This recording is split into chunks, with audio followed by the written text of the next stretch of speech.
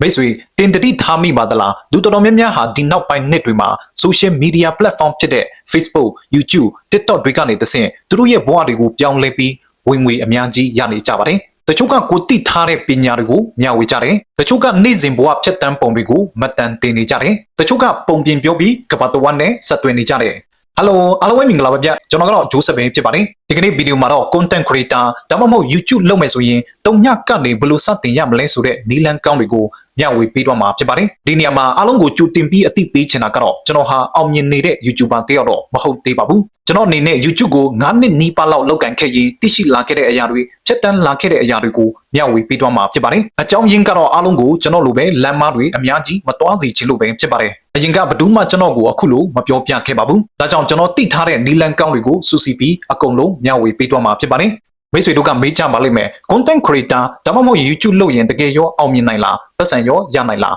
ဒီမေးခွန်းရဲ့အဖြေကတော့လုံးဝ yes ပါပဲကျွန်တော်ပြပေးပါမယ်2025ခုနှစ်အထိငွေအများဆုံးရရှိခဲ့တဲ့ Ryan ဆိုတဲ့လူငယ်လေးဟာဒေါ်လာတန်း30ကျွန်တော်ဒေါ်လာတန်း30တောင်မှရရှိခဲ့တာပဲဖြစ်ပါတယ်အဲ့တော့သူတို့တွေဟာတုံညကနေစတင်ခဲ့ပြီးတာမန်လူတယောက်ကနေပြီးတော့မှတဆင့်ချင်းစီတက်လာခဲ့တာပဲဖြစ်ပါတယ်ကျွန်တော်တို့တွေလည်းဒေါ်လာ30ကနေစပြီးရင်300ပြီးရင်3000လောက်ရနိုင်မယ်ဆိုရင်တော့အတော်လေးကိုကောင်းပြီးအဆင်ပြေလာမှာဖြစ်ပါတယ်အခုခေတ်မှာလူတွေဟာ TV ကြည့်တဲ့အချိန်တိတ်နဲလာပါတယ်ကျွန်တော်တို့အိမ်မှာဆိုရင်လည်း TV ကြည့်တဲ့အခါ YouTube application နဲ့ TV နဲ့ချိတ်ပြီးတော့မှကြည့်တာပါပဲ YouTube ဟာအခုဆိုရင်ပြိုင်ဆိုင်မှုအရန်ကိုများလာနေပြီဖြစ်ပါတယ်အထူးသဖြင့်2025မှာစလုပ်မယ်ဆိုရင်တော့ချက်ချင်းအောင်မြင်ဖို့ကတကယ့်ကိုခက်ခဲပါတယ်ဒါကြောင့်လုပ်တော့မယ်ဆိုရင်နီးဗျူဟာကြာကြာလုပ်ဖို့လိုအပ်လာပါတယ်ဒီတော့ဘလို့နီးဗျူဟာကြာကြာစတင်ရမလဲဆိုတာကိုအချက်5ချက်ပေါ်မူတည်ပြီးမျှဝေပေးတော့မှာဖြစ်ပါတယ်ဒီအချက်5ချက်ကိုတကယ်သိရှိနားလည်ပြီးဆိုမှပဲ content creator ဒါမှမဟုတ်ရင် YouTube ကိုစတင်လုပ်ဖို့တိုက်တွန်းချင်ပါတယ်နံပါတ်1ကတော့အကြောင်းအရာရွေးချယ်နည်းပဲဖြစ်ပါတယ်အကြောင်းအရာကိုရွေးရပါမယ်ဥပမာဤပညာဗဟုသုတခရီးသွာ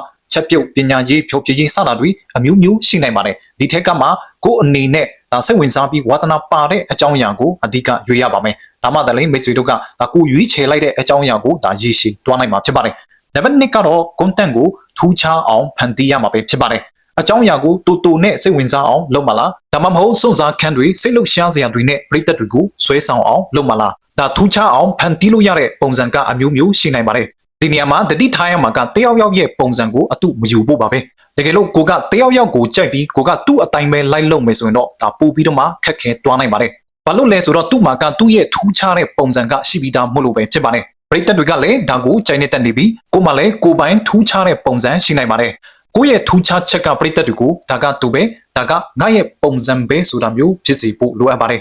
်နံပါတ်3က platform ရဲ့ algorithm ကိုနားလည်ရပါမယ်YouTube, Facebook, TikTok တို့မှာဘလို့ content တွေကလူတွေပို့ပြီးကြည့်ချင်လဲဘလို့ hashtag တွေတုံးရမလဲဘယ်အချိန်မှာ post တင်ရမလဲဆိုတာကိုသိထားရပါမယ်ဒါတွေကိုနားလည်ရင်ကိုယ့်ရဲ့ content ကလူတွေပုံမြင်လာကြမှာဖြစ်ပါတယ်မြန်မာနိုင်ငံအတွက်ဆိုရင်တော့ content ကိုည6နာရီကနေ8နာရီအတွင်းတင်ပေးနိုင်ရင်အကောင်းဆုံးပဲဖြစ်ပါတယ်အဲ့တော့ platform ရဲ့ algorithm ကိုဒီထက်နားလည်ဖို့အတွက်ဒီဗီဒီယိုရဲ့နောက်မှာဒါအသေးစိတ်ရှင်းပြသွားပေးအောင်မှာဖြစ်ပါတယ်နံပါတ်4ကတော့ consistency နဲ့ patience ပဲဖြစ်ပါတယ် content creation ကချက်ချင်းအောင်မြင်မှုမရနိုင်ပါဘူးကျွန်တော်ဆိုစလုပ်တဲ့အချိန်တုန်းက content video တစ်ပုဒ်ကို view 100တောင်မကျော်ပါဘူး view 1000ကျော်လေးရဖို့အတွက်3လကနေ5လအထိကြိုးစားခဲ့ရပါတယ်လုပ်ရင်နဲ့ view 1000 1000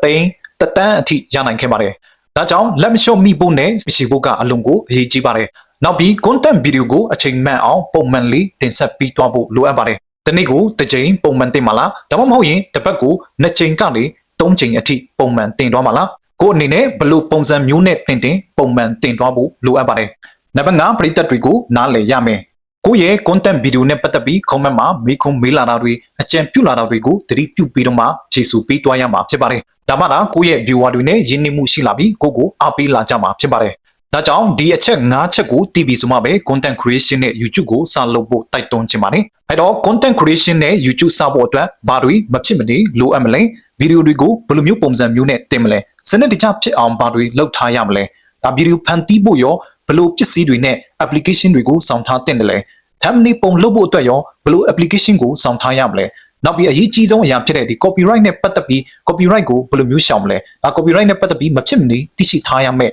အကြောင်းအရာတွေဒီစတာတွေကိုဒါပြောပြပေးတော့မှာဖြစ်ပါတယ်